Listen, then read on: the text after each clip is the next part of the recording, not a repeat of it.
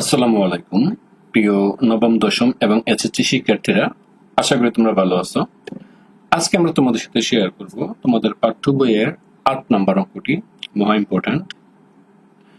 ৮-৯ চেষ্টা করব দেখাতে, যদি সময় পাই। অঙ্কটা একটু বড় তবে ইজি, চেষ্টা করবে মনোযোগ দিয়ে বোঝার জন্য।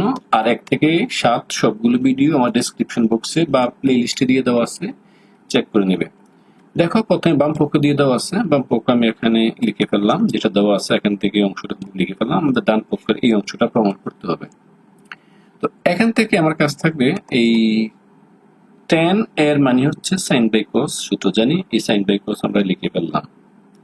আর এই cot মানে হচ্ছে আমরা cos বাই sin, এই সূত্রটা লিখে ফেললাম। এই cot মানে হচ্ছে এই cos বাই sin, আর tan মানে হচ্ছে এই sin বাই cos। আমাদের বোঝার সুবিধার্থে পাশের সূত্রগুলো আবার লিখে দিচ্ছি, এটা একটা সরাসরি সূত্র। অর্থাৎ tan মানে হচ্ছে sin বাই cos, আর এখানে cot মানে হচ্ছে এই cos বাই sin। মাথায় রাখতে হবে একটা একটা উল্টা।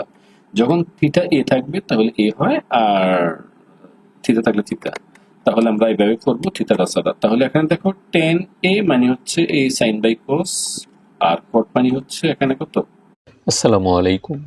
নবম এবং দশম শ্রেণীর গণিতের আরও একটি নতুন টিউটোরিয়ালে তোমাদের স্বাগতম।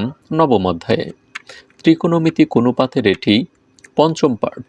পঞ্চম পার্টে থাকছে 185 পৃষ্ঠার 16 থেকে 21 নং প্রশ্নের সমাধান। ইতিপূর্বে আরও কয়েকটা পার্ট আপলোড করা হয়েছে, তোমাদের প্রয়োজন অনুযায়ী নির্দিষ্ট পার্টটি প্লেলিস্ট থেকে দেখে নিতে পারো। এখানেও আমরা প্রমাণ করব একদম 16 থেকে 21 পর্যন্ত যতগুলো প্রশ্ন আছে প্রত্যেকটাতেই প্রমাণই করতে হবে। কি প্রমাণ করতে হবে? এটা হচ্ছে বামপক্ষ মানে কোশ্চেনের পার্ট, আর এটা হচ্ছে উত্তরের পার্ট, মানে অ্যান্সার মিলাইতে হবে 0। tan a divided sec a plus 1 plus sec a minus 1 divided tan a। এই রাইট সাইড থেকে লেফট সাইড থেকে আমরা রাইট সাইডের অ্যান্সারটা মিলানোর চেষ্টা করব। তো আমরা লেফট সাইডটা লিখে নিলাম প্রথমে। এখন দ্বিতীয় লাইনে গিয়ে আমরা ভগ্নাংশের যোগ করব।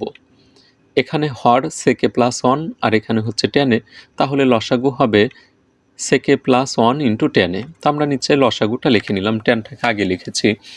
তারপরে লসাগুর যে ভগ্নাংশের যে যোগ বিয়োগের নিয়ম, প্রথমে হরগুলোর লসাগু, এখানে লসাগু আমরা পাচ্ছি tan a into sec a plus 1। তারপরে লসাগুকে হর দ্বারা ভাগ করতে হবে। এখানে